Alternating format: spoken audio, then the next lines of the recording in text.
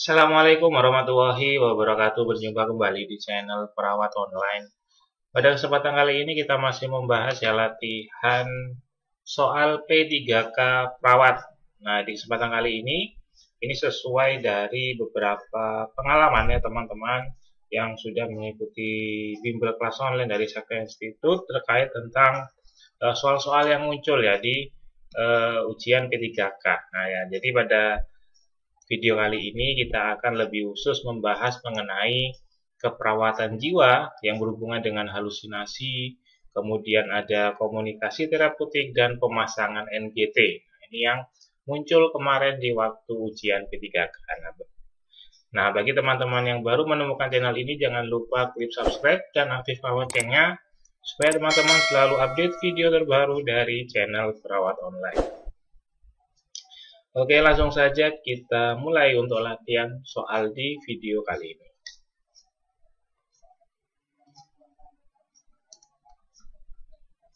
Oke, soal pertama yang berhubungan dengan keperawatan jiwa tentang halusinasi. Seorang wanita usia 30 tahun sudah 2 kali dirawat di rumah sakit jiwa. Hasil pengkajian didapatkan data pasien telah mengenal halusinasi. Pasien sudah diajarkan bagaimana cara mengontrol halusinasi dengan cara menghardik. Apakah evaluasi terhadap pasien? Opsi A, saya tidak melihat Anda berbohong. B, bagaimana perasaan ibu hari ini? C, apakah orang lain melihat bayangan itu? D, apakah ibu sudah mencoba menghardik bayangan itu? Atau yang E adalah apakah bayangan itu masih ada? Oke ya, jadi di sini pada pasien jiwa yang mengenai masalah halusinasi ya, kan disebutkan pasien ini mengalami halusinasi.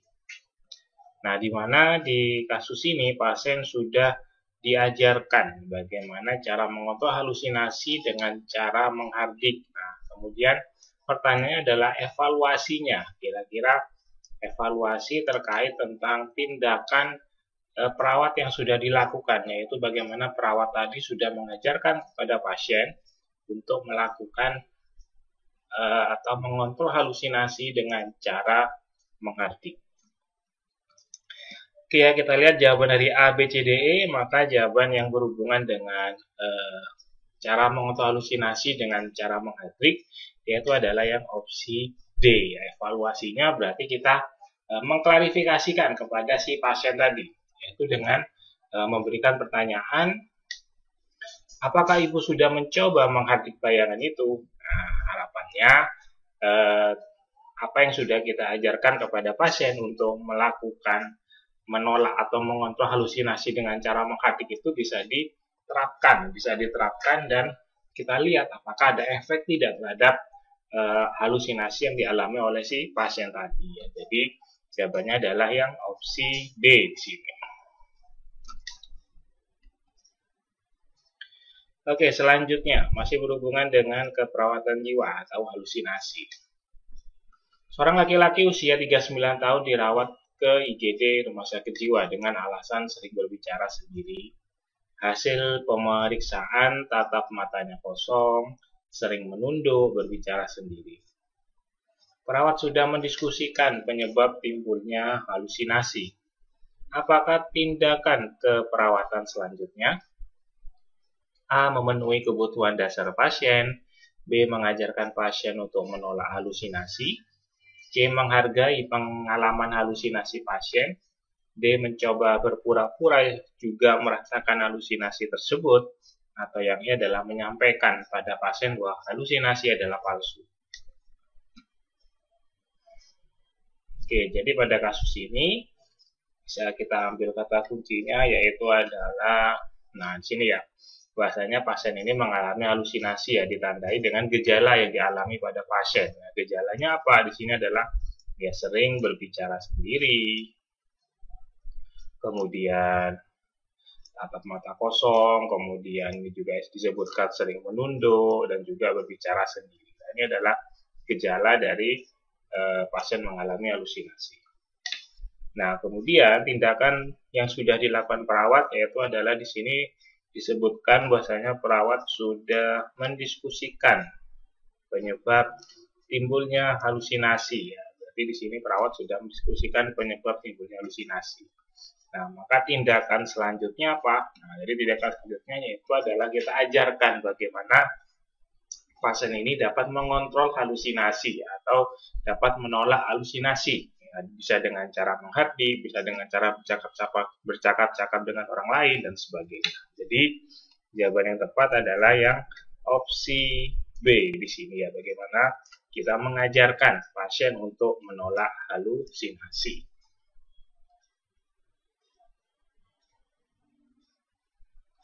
Oke, soal selanjutnya. Seorang wanita berumur 35 tahun berumur 35 tahun di rumah sakit jiwa mengatakan sering mendengar suara wanita yang selalu memarahinya menjelang tidur malam. Merasa gelisah, mengamuk, dan sering menyerang pasien lainnya. Apakah tindakan keperawatan utama yang harus dilakukan oleh perawat? A. Mengidentifikasi perasaan klien saat halusinasi datang. B. Melatih menggunakan obat secara teratur. C. Mengajarkan cara mengontrol halusinasi. D. Mengenal karakteristik halusinasi. Atau yang E adalah mengidentifikasi isi halusinasi. Ya, jadi ini masih soal yang berhubungan dengan halusinasi. Oke, kalau kita sekilas ya lihat opsi jawaban A, B, C, D, E ini merupakan tindakan yang bisa kita lakukan untuk pasien-pasien yang mengalami halusinasi. Oke, kita kembali lagi ke kasus ya. Di sini kasus disebutkan bahwasanya pasien itu mengatakan ya, sering mendengar suara wanita yang selalu memarahinya menjelang tidur malam. Ya, oke ya. Kemudian merasa gelisah, mengamuk, sering menyerang pasien lainnya. Kita fokus saja yang berhubungan dengan data halusinasi. Berarti yang berhubungan dengan data halusinasi di sini adalah mendengar suara wanita yang selalu memarahinya. Nah, berarti isinya sudah ada, kemudian waktunya juga sudah dijelaskan, yaitu biasanya adalah menjelang tidur malam. Nah, jadi terkait tentang identifikasi isi, kemudian karakteristik halusinasi. Nah, ini kemudian perasaan klien. Nah, perasaan kliennya apa? Di sini juga disebutkan pasiennya pasti akan merasa gelisah ya karena mendengar suara-suara tersebut. Nah, jadi opsi A, D, E ini sudah dilakukan, artinya sudah disampaikan oleh si pasien. Nah, bagaimana langkah selanjutnya? Nah, perhatikan di sini pertanyaannya adalah tindakan keperawatan utama. Jadi, fokus pada pasien-pasien yang mengalami halusinasi adalah bagaimana kita mampu untuk mengajarkan cara mengontrol atau menolak halusinasi tersebut. Ya, jadi, jawabannya adalah yang opsi C di sini.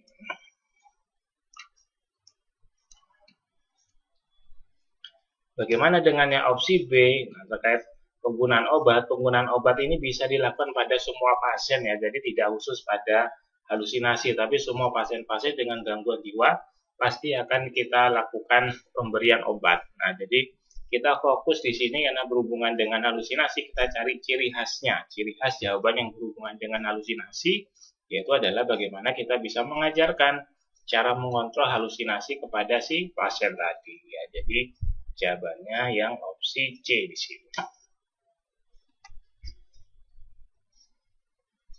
Oke, kita lanjut soal berikutnya. Ini berhubungan dengan komunikasi terapeutik. Seorang bayi laki-laki usia 3 hari dirawat di ruang perinatal. Sejak lahir, bayi belum mengeluarkan mekonium dan terdiagnosa atresia anik. Ibu tampak sedih, menangis mengungkapkan pada perawat, "Kenapa ini terjadi pada anak saya?" Bagaimana komunikasi yang dilakukan oleh perawat dalam kasus tersebut? A. Tenang Bu, anak ibu akan baik-baik saja. D. Ibu jangan khawatir terlalu berlebih karena ini baru diagnosa awal. C. Saya mengerti keadaan ibu, kami akan berusaha membantu anak ibu. D. Jangan khawatir, banyak bayi yang mengalami kasus seperti anak ibu. Atau yang E. Ibu bersabarlah, terimalah kondisi anak karena anak adalah titipan Tuhan. Oke ya, jadi ini soal ini adalah bagaimana teknik komunikasi yang disampaikan antara perawat dengan si pasien. Nah, jadi dalam kasus disebutkan bahwasanya ada seorang ibu yang tampak sedih. Ya, ini bisa menjadi kata kuncinya. Kata kuncinya adalah ibu tampak sedih, kemudian menangis sambil mengungkapkan perasaannya kepada perawat. Nah, oke ya, jadi kita cari jawaban yang paling terbaik ya. Jadi A, B, C, D, E ini sebenarnya benar semua ya, tapi kita cari jawaban yang paling terbaik atau yang paling bisa membuat si ibu ini menjadi lebih tenang. Nah, kira-kira mana jawabannya?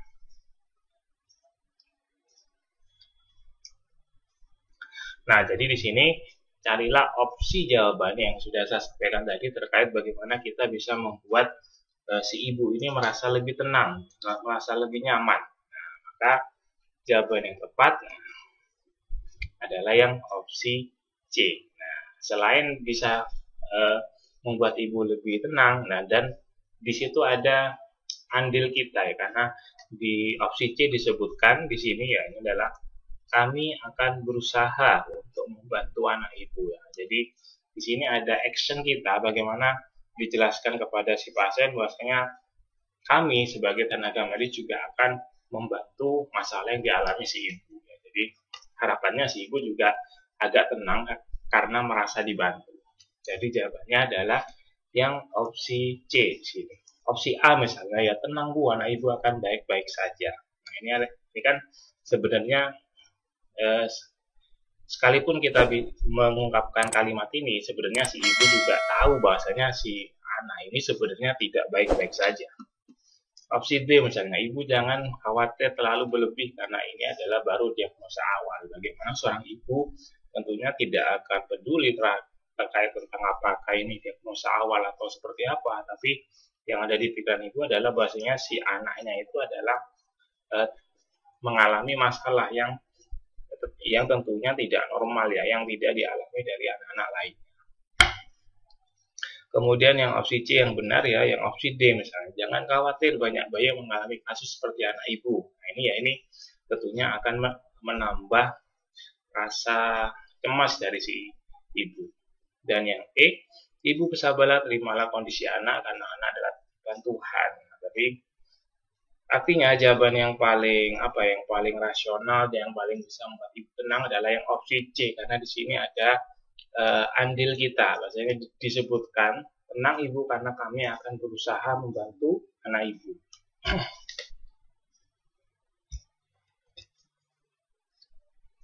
Oke, soal selanjutnya ya.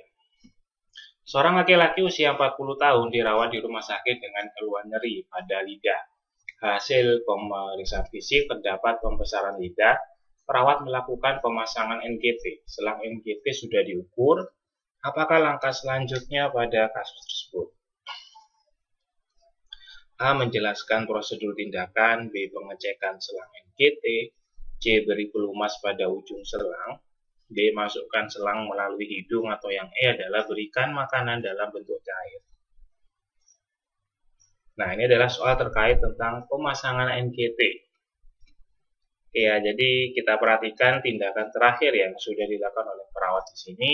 Perawat melakukan pemasangan NGT dan selang NGT sudah diukur ya. Jadi selang NGT sudah diukur, nah maka langkah selanjutnya apa? Nah, sesuai SOP ya. Setelah selang NGT diukur, kita sudah tahu panjangnya, maka langkah selanjutnya tentunya adalah yang opsi C, yaitu adalah beri pelumas pada ujung selang. Nah, ya. Beri pelumas pada ujung selang, kemudian baru kita melakukan pengecekan selang NGT apakah setelah kita beri pelumas, maka yang kita lakukan adalah memasukkan selang NGT tersebut ya melalui hidung. Nah, kemudian setelah masuk sesuai yang sudah diukur tadi, baru kita melakukan pengecekan selang NGT apakah sudah tepat berada di lambung atau tidak. Nah, setelah tepat maka bisa kita fiksasi, baru nanti kita bisa memberikan makanan dalam bentuk cair ya. Jadi pada soal ini jawabannya setelah selang NGT diukur, maka langkah selanjutnya yaitu adalah beri pelumas pada ujung selang. Oke, baik, cukup sekian untuk video pembelajaran pada kesempatan kali ini. Tetap semangat belajarnya teman-teman, semangat jadi SN, yakin jadi SN di periode tahun ini. Terima kasih, saya akhiri. Wassalamualaikum warahmatullahi wabarakatuh.